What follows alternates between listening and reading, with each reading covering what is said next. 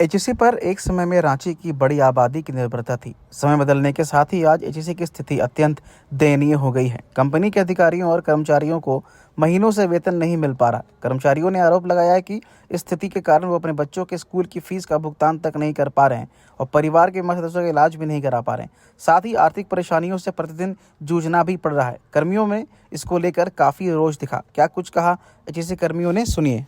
सरकार की तरफ से कोई पहल की गई होती या कुछ हुआ होता तो हम लोग यहाँ वापस से आंदोलन पे नहीं बैठते। आज भी हम लोगों ने जो किया है, हम लोगों ने एक चिट्ठी लिखी थी मैनेजमेंट को कि साहब हमको 7 दिनों के भीतर भारत सरकार के तहत क्या चल रहा है कंपनी को लेकर के उसके बारे में जानकारी दी जाए।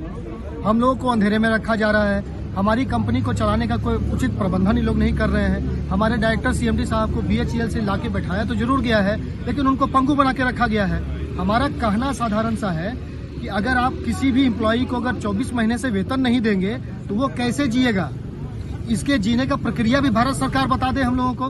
भारत सरकार की कंपनी है और भारत सरकार ही इसको चलाने को इच्छुक नहीं है।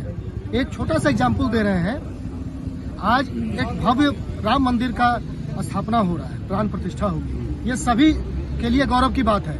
लेकिन क्या एक उद्योग जगत का एक मंदिर एचईसी, उसको बचाने के लिए सरकार थोड़ा सा बड़ा हृदय नहीं दिखा सकती है? ये खबर आई थी कि आप लोग का कुछ महीनों का वेतन दिया जा रहा है, वो क्या सच था उसमें? सर देखिए, हम लोग को जैसे 23 महीने का वेतन बकाया है। आज से कुछ दिन पहले भी हम लोग को 2 महीने का वेतन मिला था, लेकिन उससे पहले 4-5 महीने पहले 2 महीने का वेतन मिला था। तो वो वेतन 2 महीने के वेतन से कुछ होता नहीं है। जिसका बकाया इतना ज्यादा हो उसका 2 महीने का वेतन तो ईएमआई में चला जाता है। हमारा मुद्दा यही है कि हमारा जो आंदोलन है, हमारा जो कहना है, वो सीधे सरकार से सवाल है कि आपकी नीति हर मामले में ठीक है, लेकिन एचईसी और किसी पीएसयू के मैटर में आपकी नीति इतना विसंगति पूर्ण कैसे हो जाता है?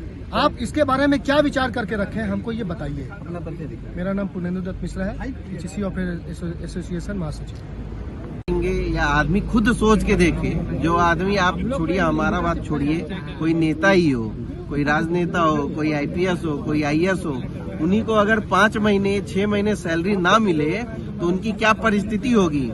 तो 6 महीने आप छोड़ दीजिए, यहाँ 6 महीने 1 साल नहीं, 1.5 साल नहीं, पूरे 2 साल होने वाले हैं, वेतन नहीं दिया गया है। तो दिक्कत ये बताने की सर हमको अपनी जरूरत नहीं है। ये आदमी के चेहरे से, उसके आंखों से पता चल जाएगा कि क्या दिक्कत आ रहा है। लेकिन अब तो ऐसा हाल है कि ये आप सोचिए कि सरकार को ऐसा नहीं है कि हम लोग बताए नहीं, मंत्रालय को हम लोग बताए नहीं, अपनी परिस्थिति से अवगत नहीं कराए, ऐसा नहीं है। हम लोग हर माध्यम से बताए हैं, पिछले 1 साल में लगातार बताए हैं। लेकिन ये इनका, सरकार का हो, मंत्रालय का हो, ये हमारे उच्च प्रबंधन का हो, इनका ये अड़ियलपन, इनका ये जो एक संवेदनहीनता ही दिखाता है कि ये हमारी समस्याओं को, बिना वेतन भुगतान के आदमी का जीवन, परिवार, जीवन यापन कैसे चल रहा होगा, ये वो समझने को तैयार नहीं है। तो ये उनका अड़ियलपन और इनकी संवेदनहीनता ही बताता है। ये दूसरों के पीड़ा को समझना नहीं चाहते हैं, देखना नहीं चाहते हैं, बस दिखावा करते हैं। Subhash Chandra, joint secretary HEC officer association. देना होगा, 24 महीना का वेतन देना होगा, एक बार में देना होगा, 24 महीना का वेतन देना होगा, एक बार में देना होगा, एक बार में देना होगा।